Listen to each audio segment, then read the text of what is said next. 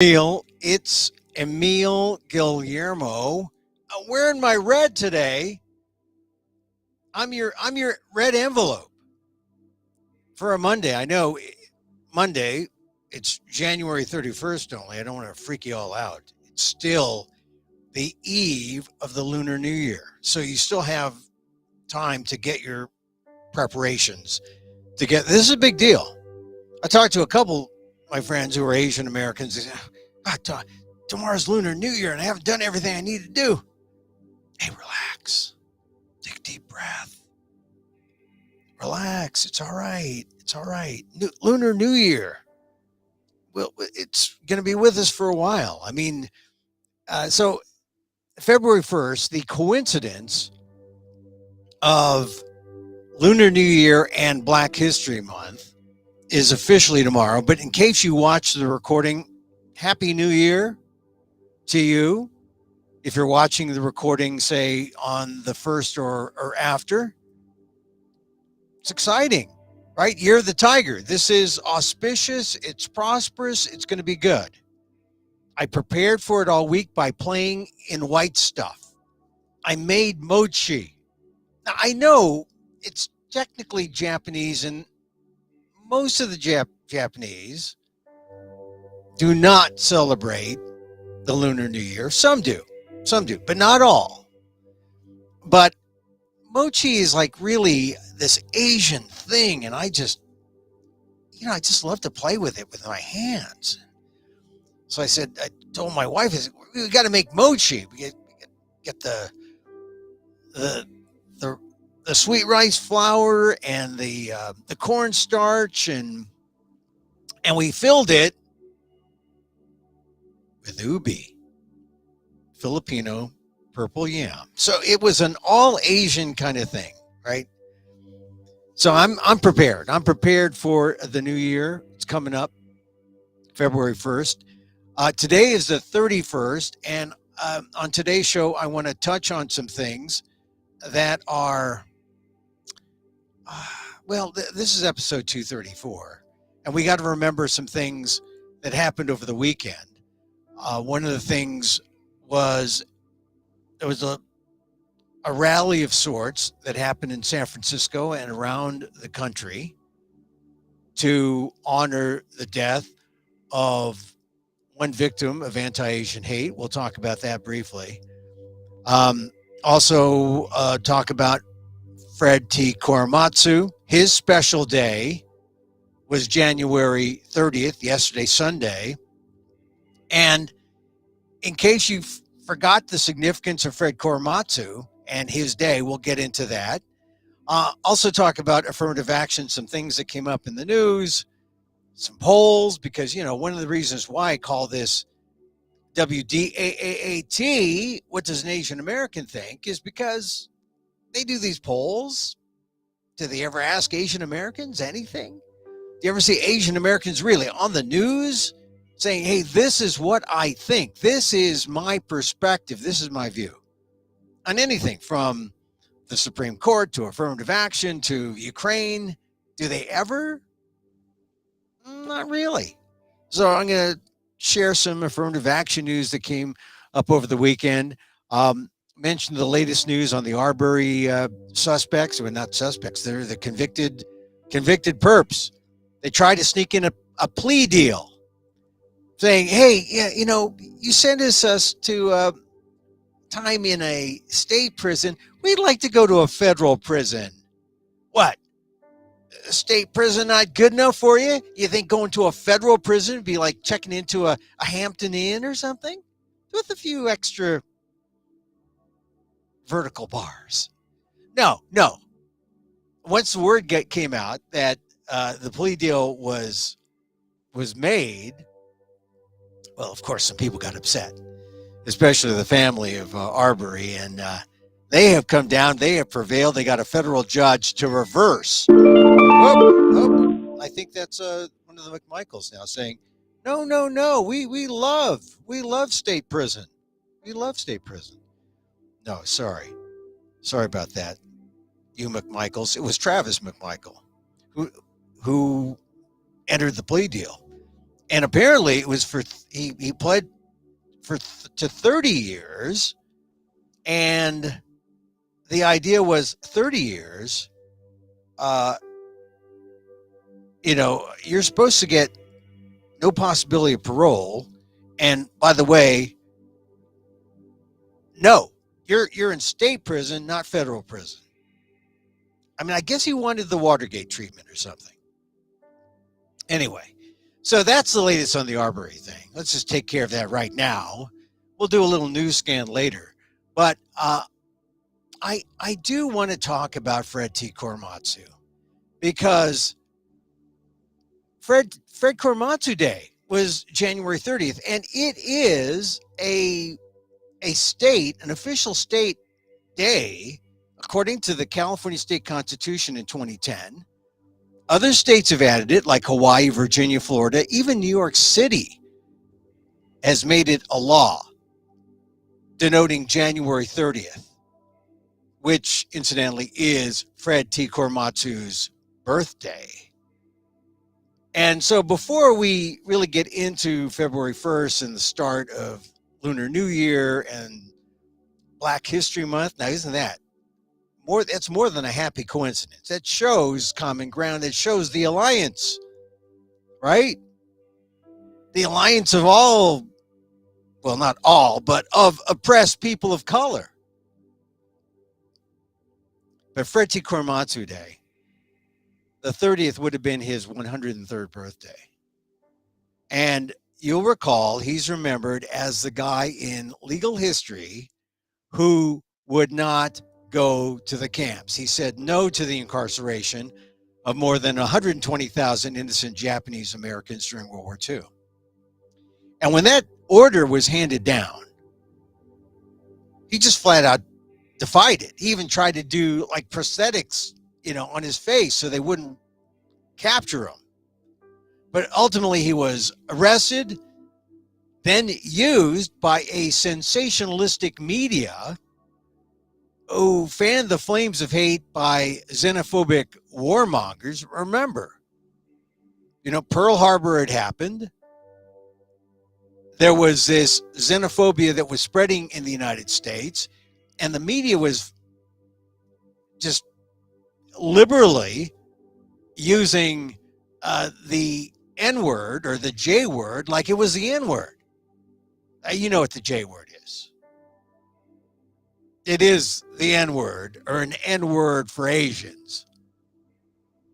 Liberally, in the media, in the headlines. Papers in San Francisco, newspapers all throughout the West Coast, all throughout the nation. And people were cheering. So the Northern California ACLU, they took the lead to test the constitutionality of the internment, and they took the case all the way up to the Supreme Court. Now, if you think the High Court is diseased by politics today, well, it was no less so in 1944. The court found it hard to defy the wishes of President Franklin Delano Roosevelt and ruled against the 14th Amendment rights of Korematsu and in favor of military necessity. There's that phrase, military necessity. Essentially, we have to. These are Japanese Americans. These are Asian Americans. Americans, forget that part. Citizens, forget that. It was a 6-3 decision. Oh, there's that number. Does that resonate with you today? 6-3. This is what happens in times of 6-3 courts. And back then, what's even more surprising is the 6 included in the majority people like William O. Douglas, Hugo Black, 2 justices who people might say, oh, they're civil rights guys. Not on the internment issue. Not on the Korematsu case. So Korematsu had to spend time in a camp. And even there, he found himself an outsider. And he was shunned by Japanese Americans who believed he should have just shut up and cooperated. He got out, lived his life, but had this sense of shame because of what he endured. And it was only in 1983 when advocates for Korematsu found an army document that acknowledged that the government had presented false information to the court. And the suppression of that information was enough for a group of young Japanese American lawyers to go fight on behalf of Korematsu and vacate the conviction in a federal district court in San Francisco. And if you're in San Francisco, you know those lawyers. Dale Manami led them. I mean, you look back at that move, and you know, I've known Dale for a long time. You get one case like that, and you see how it makes a difference in how you view your legal career, how you view your life. He won that case for Fred Korematsu in a federal district court in San Francisco. And now the government never bothered to appeal the case at the district court level. Because I asked Dale about this. I said, well, what's the disposition of the Korematsu case? He said, well, they didn't appeal it at the district court, and they didn't bother to overturn the old case at the Supreme Court. And as Dale has told me, every time I ask him, say, are you sure this is, he said, yeah.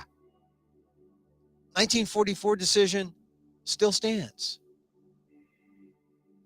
Now, some people think, Emil, didn't SCOTUS, the Supreme Court, didn't they overturn the case when Chief Justice Roberts commented during the 2018 travel ban case, Trump versus Hawaii? Remember, didn't he say something about Korematsu? But he didn't. He didn't really. What Roberts did was he rebutted a comment made by Justice Sotomayor, who asserted that Korematsu and the travel ban were related. And Roberts said Korematsu was irrelevant.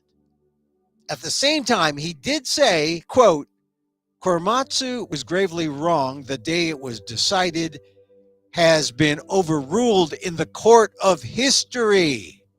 That's right, he said the court of history. And to be clear, has no place in law under the Constitution. Which sounds good, but that's not quite a reversal in fact. The court of history, totally different. The fact is Korematsu provided some cover for Roberts, who sounded like, you know, like, oh, he knows what he's talking about. But what did he do? He went back to follow exactly what the Supreme Court did in 1944. He deferred to the president, in this case Trump, and upheld the travel ban. Now, what about Roberts' words? Well, I asked some lawyers and they said, well, they're in the category of quote unquote dicta, D-I-C-T-A, which is to say deep in the weeds of opinion for legal scholars to ponder and for people on the internet like myself to say, wow, this is what they did in the court of history, but not in the real court. In the real court, the Korematsu case has not been overturned. So, despite what Robert said, the very ruling, and this is the killer, could be used again to justify the taking of individual civil liberties. Think about that.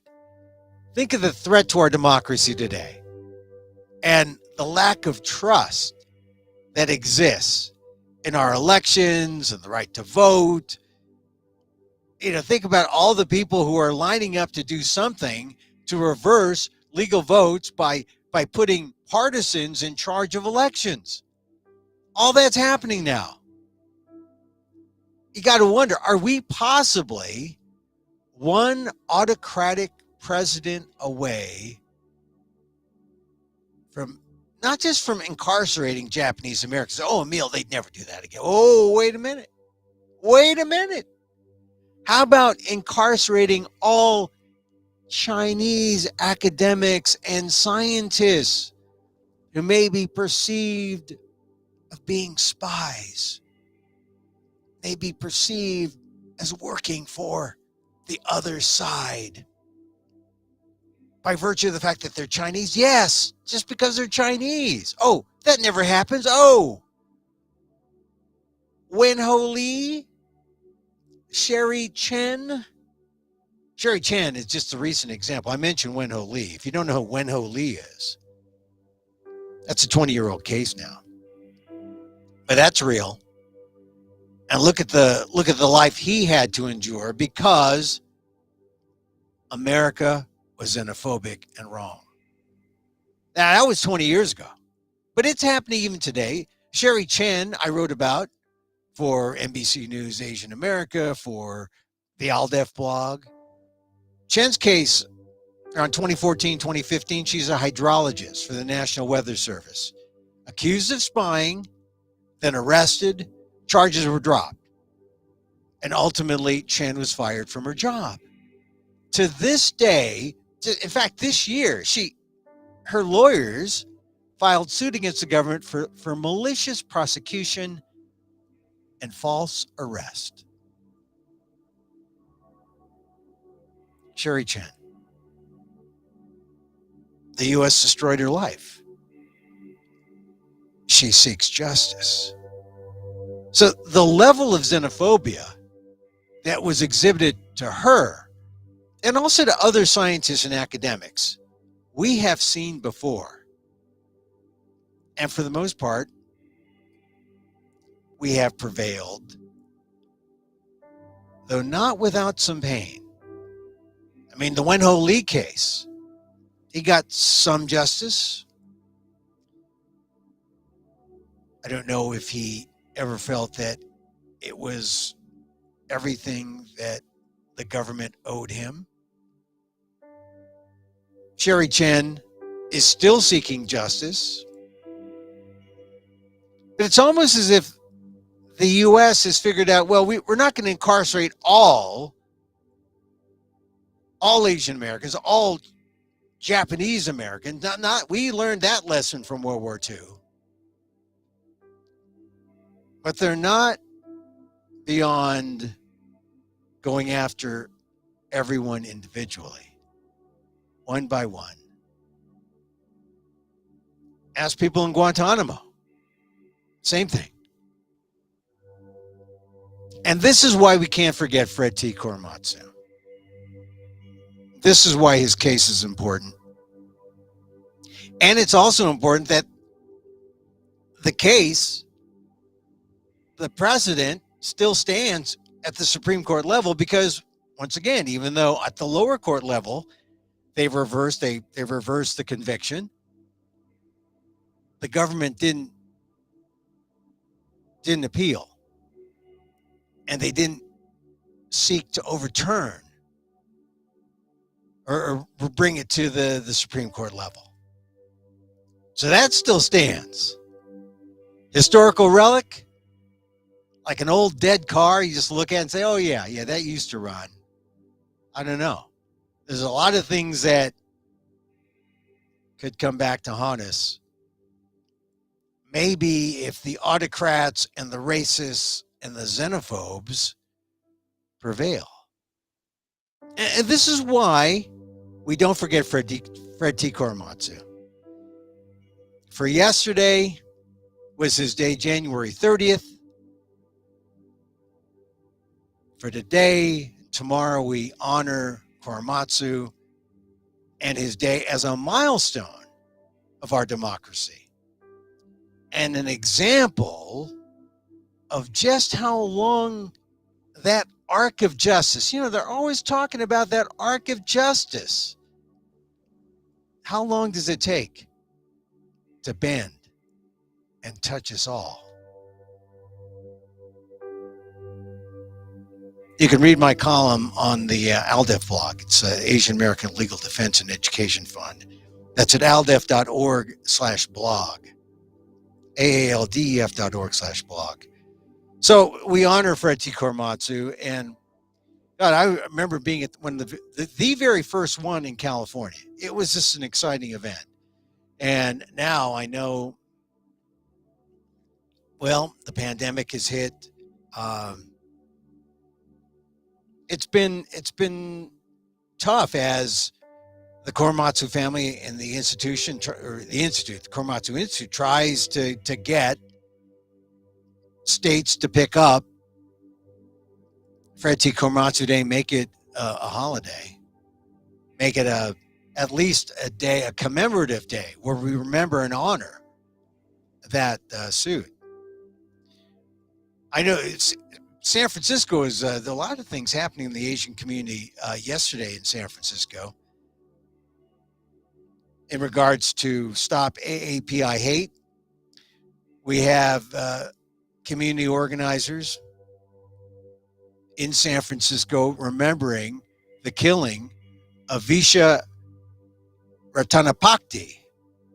Visha Ratanapakdi, a Thai man who was killed January 28th, 2021.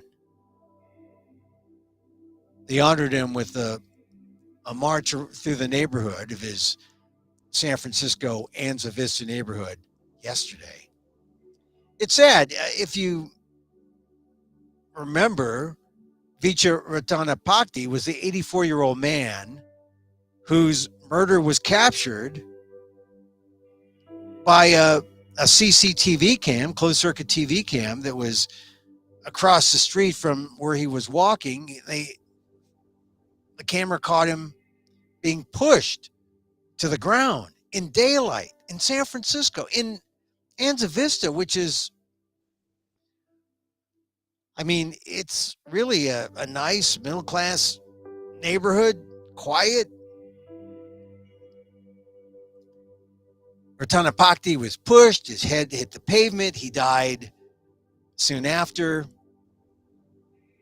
They arrested a man 2 days after who I charged him with elder abuse and murder. The guy pled not guilty. I presume his case is still pending. They didn't mention it in any of the coverage yesterday, but they did mention that Ratanapakdi is an example of the kind of violence, the kind of hate incidents that Asian Americans have faced ever since the scapegoating pandemic of the Trump administration. It's racism. It's got to stop. And in the course of the pandemic, we've had more than 10,000 instances. So they held the rally yesterday in that San Francisco neighborhood. It was held throughout. We got to remember Visha Ratanapakdi, Thai man, 84 years old, still pretty spry. I mean, except an 84-year-old up against a 19-year-old.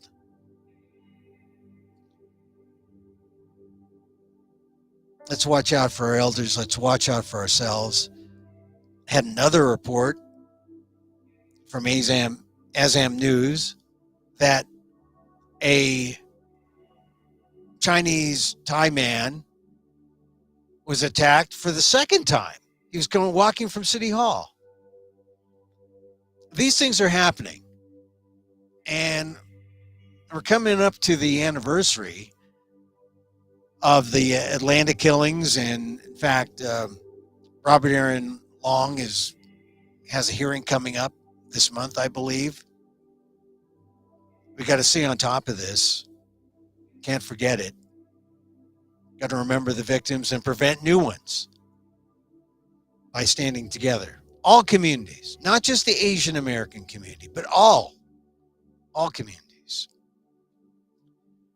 So that was happening yesterday, January 30th. Today's the 31st. The 30th, Korematsu Day. We remember Visha Ratanapakdi also as well.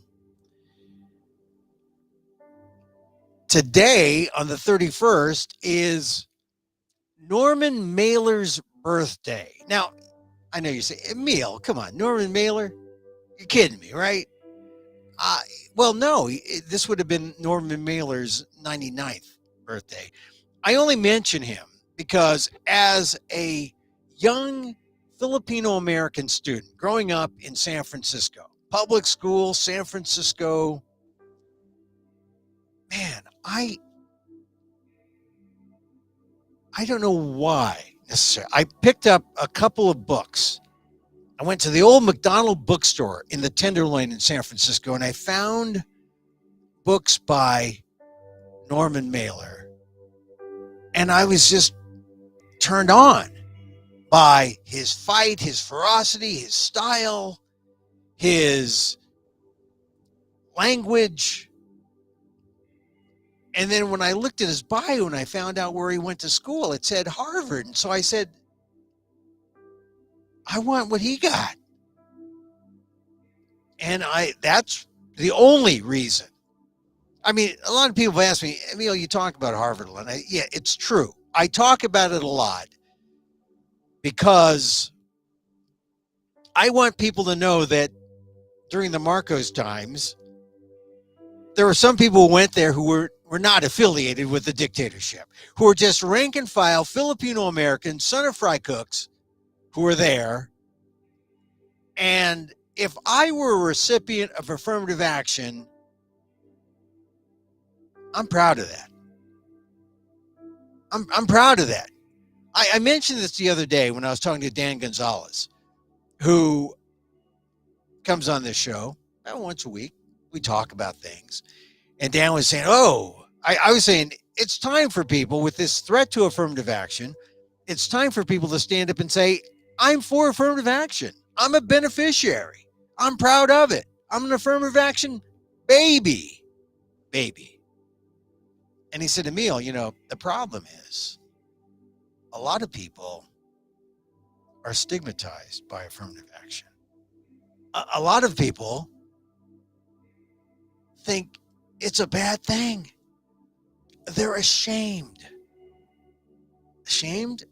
of being given a chance, an opportunity. This is a complex thing. I know it's complex, but at the base level, there's a term, level. When people talk about leveling the playing field so that a person like me, from a son of Filipino immigrants, colonized father, can knock on an Ivy League school's door and be given equal footing to the son or daughter of a Fortune 500 magnate. That's something. That's something to be proud of. Because I didn't have the nanny. I didn't have the private school tutoring or background. I didn't have the drug habit of that son or daughter of the Fortune 500 magnate. This is a Filipino kid with a paper route, growing up in the Mission District, smart enough to maneuver my way and overcome things so that I could present myself as a qualified and plausible candidate to some of the best schools in America.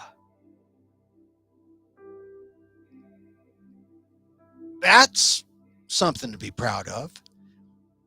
And yet I know when Dan said, people don't want to admit that they were recipients of affirmative action because people will make fun of they'll denigrate their qualifications. They'll make them shameful. They'll say, you weren't good enough. No. Time for a little self-worth check. I mean, Lord knows I've been up and down, that path. But I think we've got to all realize that at some level, and mind you, affirmative action was always for the qualified. It was always for the people who had the goods, had the talent, had the smarts. It wasn't for like someone plucked randomly off the streets. I think it's just time to do a gut check and say, look, the Asian American community and all people of color have benefited from affirmative action. It has created an Asian American middle class and beyond, an African American middle class and beyond, a BIPOC middle class, a BIPOC American middle class and beyond. And that's because affirmative action, what did it do? At all these institutions, it essentially opened a door, whether it was just an inch or whether it was wide open, the door was open for people like us. There is no shame there. There is no shame. Now, I'm not saying there weren't some problems with affirmative action. I'm not saying all affirmative action programs were created equal. And I'm not even saying I had a good time at Harvard. It was mixed. But that's because no one really knew when I was going there what was needed, what had to be done. In fact, they didn't even recognize Asian Americans as a group that even needed affirmative action. Why? Because there were enough Asians from China and the Philippines, nationals from wealthy families, and they weren't beginning to look at Asian Americans from America. You know, like kids from the Mission District, like me. That was a problem in the 70s and the 80s. And when the immigration laws changed in 65 and many more people came, the makeup of the Asian American community changed. And you had people coming over here, and sometimes people were more immigrant than not. But we're one big Asian American community. The thing about affirmative action is it's needed, because the alternative to affirmative action is not what they want. What they want to do by getting rid of affirmative action, essentially, they want to get rid of race in college admissions. They want race to be eliminated as a factor, so that it's just what's your race. Oh no, you can't say that. Meanwhile, I suppose you could fill out your application. I guess it would have to be redacted if you said, "Oh, I'm a Philippine." It would just be like one black mark, a redaction. Sort of like when you FOIA a corrupt government agency, how everything is redacted. When you get back the documents, damn, I don't see Trump's name anywhere here. So I think we have a problem. I think we have a problem, because the alternative to affirmative action and race being used as a factor is what they call colorblindness. I've been fighting colorblindness for a long time because it keeps us in ignorance. But I think what's happened now is the court. I mean, the issue hasn't changed. Affirmative action is still affirmative action. The need is still there. The need for diversity is still there. What has changed is the court, the makeup of the court. That, and also the makeup of the perfect victims. Essentially, this same case was argued at the University of Texas in 2013 by the same lawyers who then went out to find Asian American victims for the Harvard case. They lost at Texas with a white female. And they said, now, if we had a good victim, not a white victim, because then we'd look like an aggrieved white person. That's no good. We need an aggrieved beneficiary of affirmative action who was rejected because of race. That is how we're going to undo all this. And so that was attack at Harvard and the University of North Carolina, a public school and a private school. And the guy who did this, Edward Bloom, a rabid anti-civil rights activist who neutered the Voting Rights Act, took this very same case that he argued at the Supreme Court for UT, University of Texas, or against the University of Texas. He took it to Harvard, lost at all the lower courts, knew he was going to go to the Supreme Court, and here we are. The Supreme Court could have gotten rid of it, but they're going to hear it. They're going to give him 1 hour. And they could save the day, or they can end it. End affirmative action. I don't know what the Supreme Court's going to do. They're going to hear it. If they hear it, like I said, they could throw it out, send it back to the lower courts and say, yeah, it's not a strong case. Or they could say, yeah, it's a good case. We're going to end affirmative action once and for all. And then where are we? So I don't know where we are, except right now where we are, we're in a good place. In my ALDEF column last week, I said, just think of where we are. We can consider race. We have Asian Americans now, even at Harvard, averaging anywhere from 22, 25% of the freshman class. I mean, that school is essentially 25% Asian American now. When I was there, it was like less than 5. I mean, and Asian Americans, right now, I think I'm overstating what it was when I was there in the 70s, but right now, Asian America, 6% of the country, 25% of Harvard. Whatever Harvard's doing, it's doing well. But someone's going to mention UC Berkeley and say, look, UC Berkeley has been without race and affirmative action in college admissions since the 1990s, since Prop 209.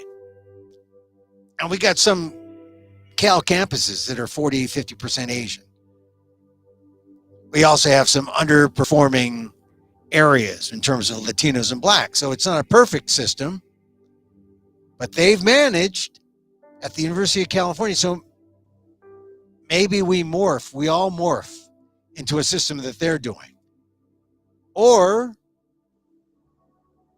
we try to develop a new way. I mean, right now, higher ed, where higher ed is right now, it's kind of under the gun to redefine what it means to go to college, what it means to give value to people. And now you might as well throw in college admissions, how to get a diverse college campus student body that reflects the nation in a way that is still constitutional. Right now we have one that's constitutional, we can consider race. But if they make race unconstitutional, they've just made our jobs harder. And what's new, right? We have become used to working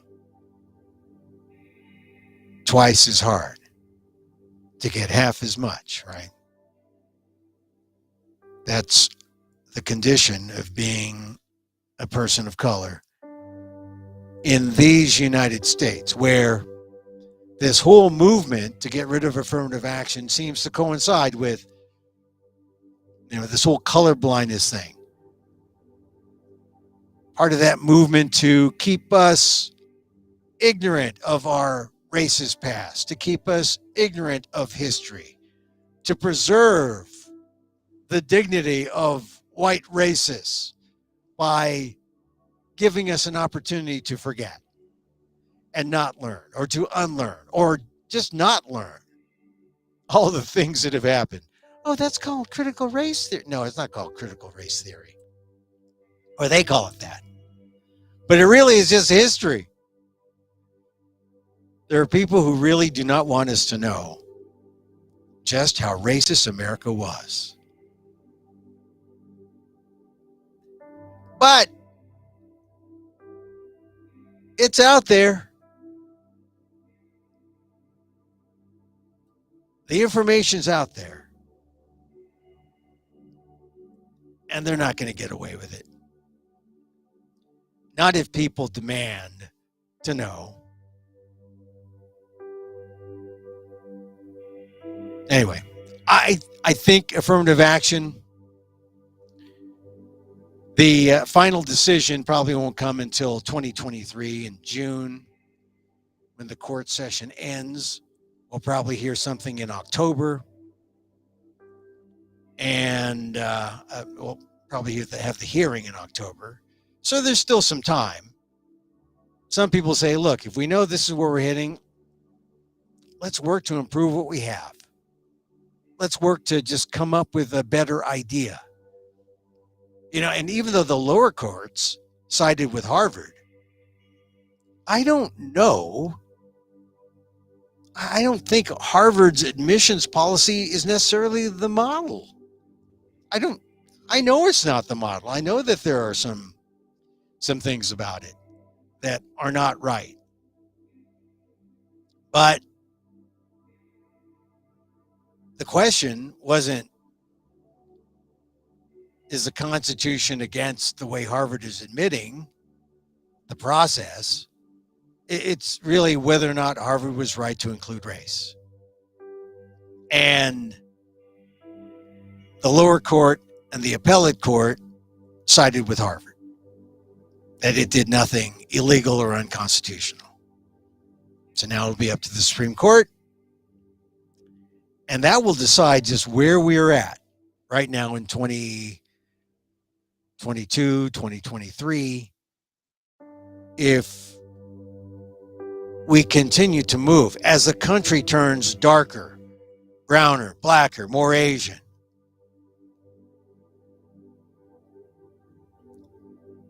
Are we becoming more colorblind to offset that and to preserve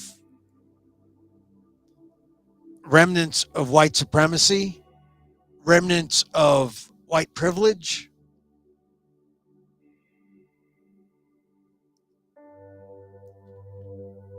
So we move from a diverse period to a non-diverse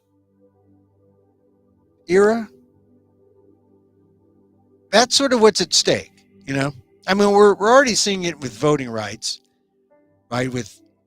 I just got the word that the New York State Legislature did not go along with the unity maps that Asian Americans, Hispanic Americans, and African Americans came up with to show what would be an equitable,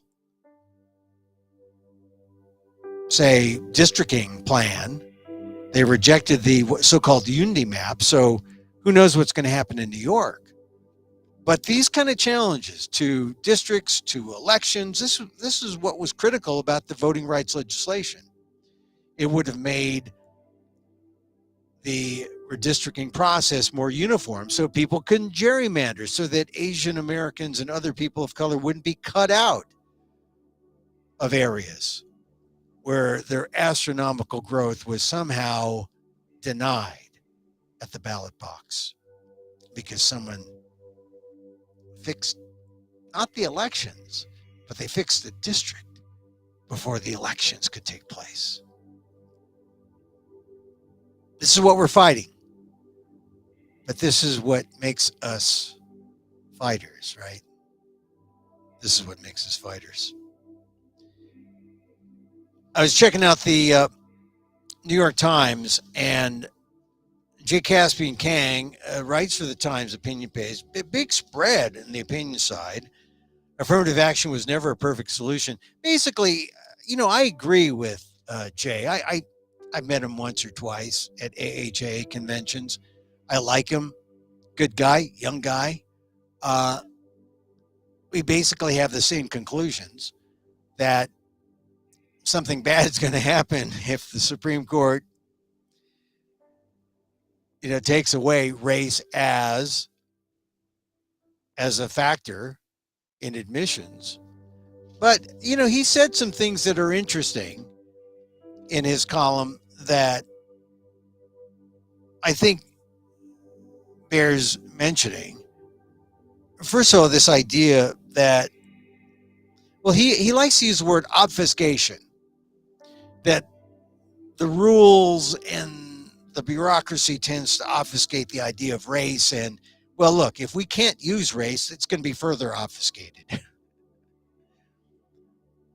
I mean, people will find a way to let people know that, hey, look at me, I'm not white. I think the big thing that Jay hints at in his column is that we're talking still about class, and they don't get rid of class. Throughout all the different fights about affirmative action, that was always a big alternate thing, that, hey, it's race and class, or it's race not class. People were always upset that, how can black kids get a break if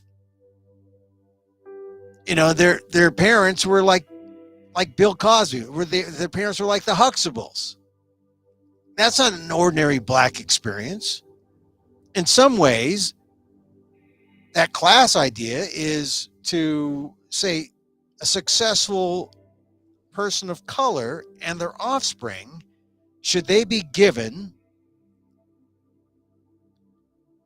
more advantage, or any advantage, based on race? Essentially saying, hey, those people aren't black, those people aren't, they're white. To totally negate race as an issue. I mean, in the 90s, when Clinton was around and affirmative action had a lot of, took a lot of heat. I think Clinton's phrase was, mend it, don't end it. But another phrase that people used when they fought affirmative action, they would say things like, it's race, not class. Consider the poor whites from the Appalachians. The J.D. Vances, who went to an Ivy League school, wrote his book, now is running for Congress and appearing on Fox. Consider those white people. They're aggrieved. So you see, this is gets complicated. And then you get into this idea about, I guess we're going to need some kind of barometer for just how aggrieved you are. Were your descendants slaves? They weren't. Your descendants were a dentist? Okay. Were your descendants, did they come across on a ship from Asia? They were optometrists, and they lived in a nice suburb in San Francisco. Okay. It just gets to that thing where you're saying, okay, I guess we need a scale to identify people who are, these people they were effed up, but these people are really effed up. And it's a more direct effing than these other guys. This is the problem with, it boils down to this. You've got 2,000 spaces to go to Harvard. You got 60,000 applicants now.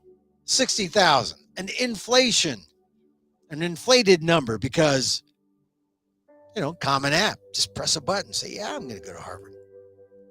Then you cross your fingers. It's like, well, I could buy a lottery ticket, or I can just apply to Harvard. That's the way it is now. It wasn't in my day where you actually had to type the damn thing and then send it, maybe copy it or type it 9 times and send originals to 9 schools.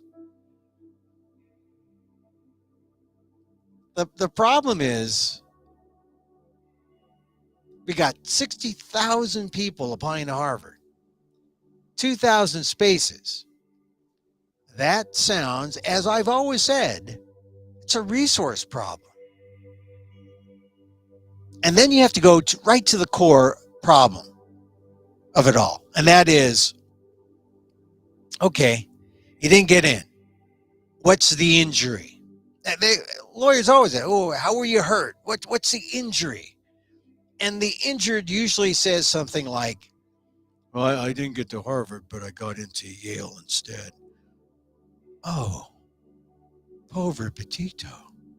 I mean, really, or they say, oh, I didn't get into Harvard, but I got into the Claremont colleges, good schools. I got into University of Chicago, good school. I got into, you name it, X. They got in to a good place. So what do they want? The admissions fee refunded? That's the harm. This is complicated. And schools are going to have to maybe come up with a way that they can, if you can't use race, how are they going to assess admission? Admissions has always been a problem. And now in this pandemic, I guess it's just going to continue to be a problem. I mean, it's going to, maybe it gets prioritized because people are saying, wow, what is the value of college? Should even people go to college? We're charging this exorbitant amount for college. What are we going to do? Add it to the list. But we better start working on it now instead of waiting for the Supreme Court to cut the baby in half, however they see the baby. Okay, a couple more things. Or one more thing. I just want to mention the NFL because I'm a sports guy. I'm wearing red today. All the red teams lost. I mean red, not in red state kind of thing, because I'm definitely blue there. But red, I was a red teamer. I was Chiefs. I like the Chiefs. My in-laws live in Cincinnati, but I love the Chiefs. Or it's specifically Mahomes. But somehow he didn't show up in the last quarter. No Patrick Mahomes in the Super Bowl. I love the 49ers. They had a 10-point lead going into the fourth quarter. And somehow I had a bad feeling. Too soon. And they weren't getting the ball. They weren't running the ball, the 49ers. They couldn't kill the clock. They lost an opportunity to intercept the ball. They dropped the ball. They gave it to the Rams and allowed the Rams to score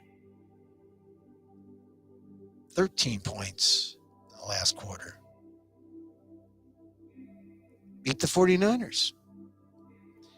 And a lot of it is really on Jimmy Garoppolo, otherwise known as Jimmy G.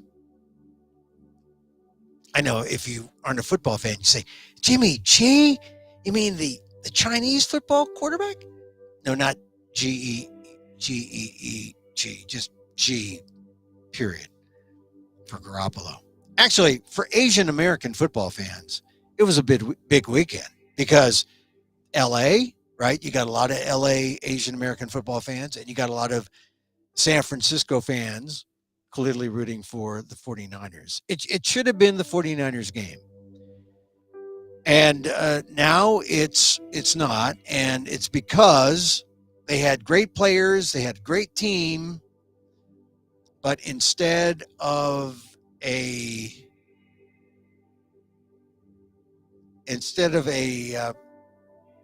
pricey, I don't know, what car should I use in the metaphor? Should I make it a Tesla? No, I don't want to make it a Tesla. Instead of an Escalade, no, I don't want to make it an Escalade. Instead of a nice big car, they had this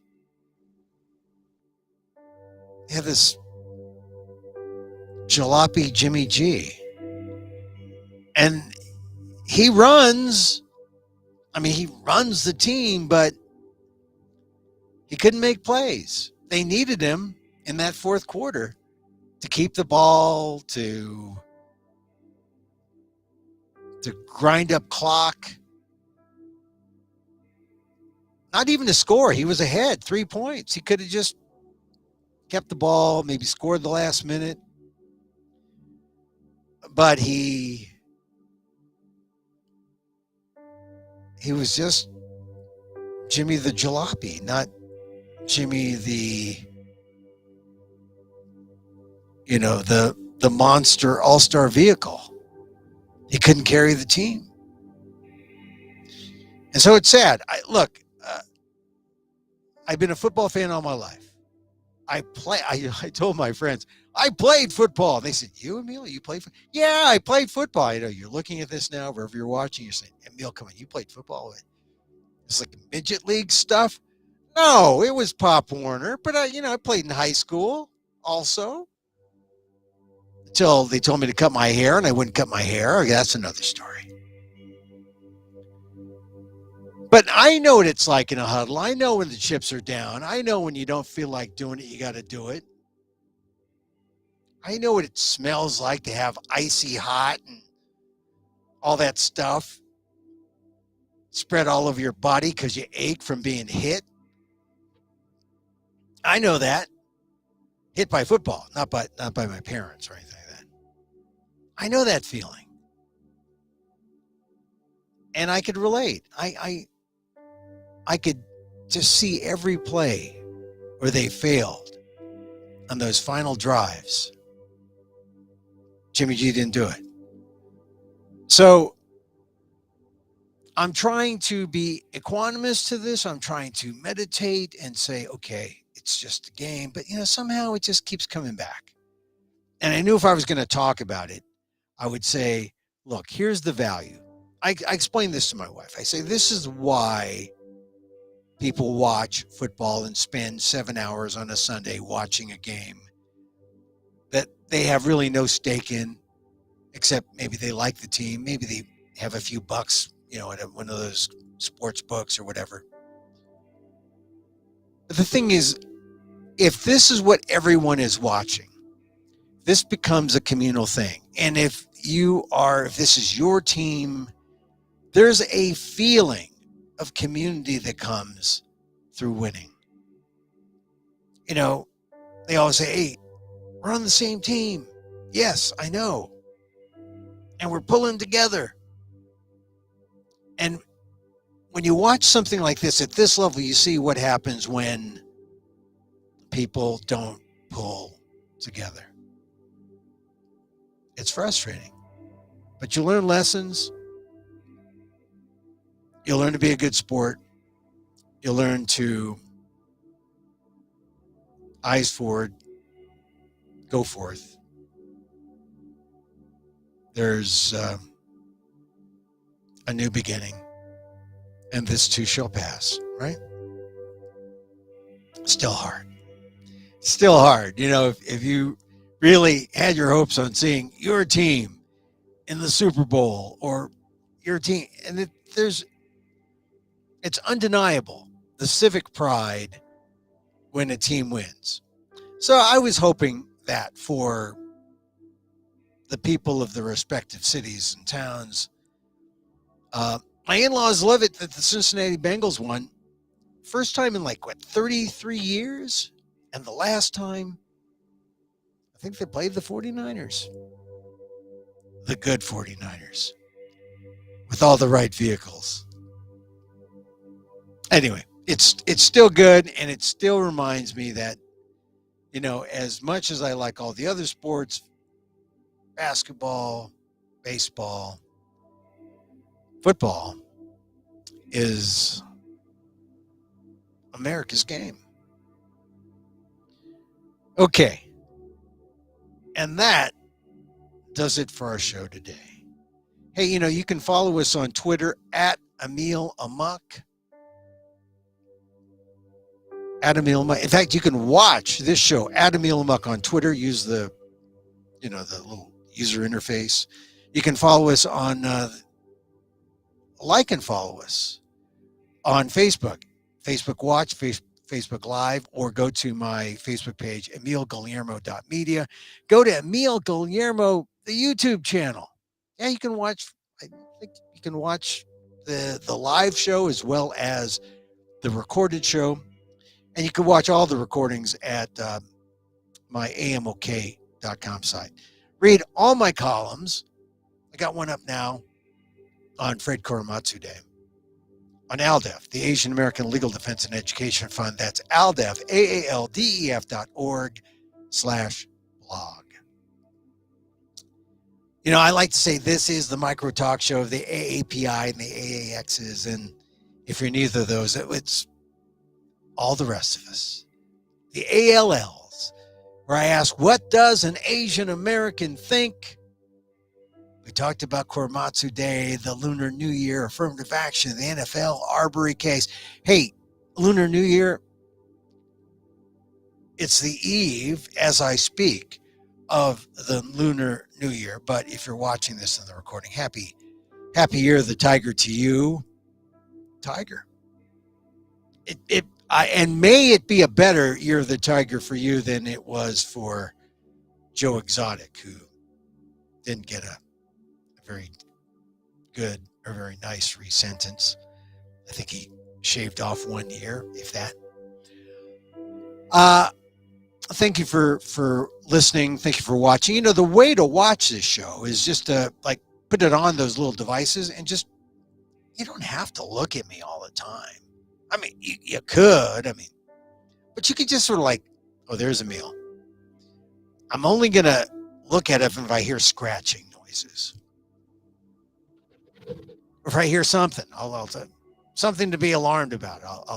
I may. But consider this: if you join the live stream at 2 p.m., you can put something in chat. You can say, "Hi, Emil. I'm sorry for those 49ers. You shouldn't put so much stock into football." No, I don't. I really don't. But it's a nice diversion when the world seems on the brink of some kind of military incursion. Yeah, let's pray for a good end there, too. We keep following that. We got that. We got the COVID war. We got all sorts of things. And, see, if you follow us or you watch us on Facebook, you could put a little smiley face like Juanita just did. See, and then that way you can say, oh, Emil's not just talking to himself in his closet. He's being interactive. Of course I am. Hey, listen, thank you again for being here and for watching and listening. I think I'll make more mochi for the new year. I think. It was so much fun making mochi yesterday, except I had, it's a really white kind of thing, right? You got cornstarch all over, you got the flour, and you got it all over your fingers. But it's good. It's good. Then you eat it and put a little ube in there in the middle. It's perfect. Perfect. Anyway, regular listeners know you get to this point in the show, and I just, this is where I say, look, I learned a new move. Instead of the elbow hug, you put your arm here like you're going to make some kind of flatulent noise. You put your left arm there underneath your right arm, or you put your right hand underneath your left arm, and you take your right hand and you put it on your shoulder. And you give yourself a that hug. You're okay. You belong. It's okay. You're worth it. It's okay to say you're an affirmative action beneficiary. Yeah, it was a policy. You're qualified. See, it feels better already. And just as I wish for me, I wish for you. May you be safe. May you be happy. May you be healthy. And may you live with ease. Emil Guillermo here. New Year's Day tomorrow. Happy New Year. Till then.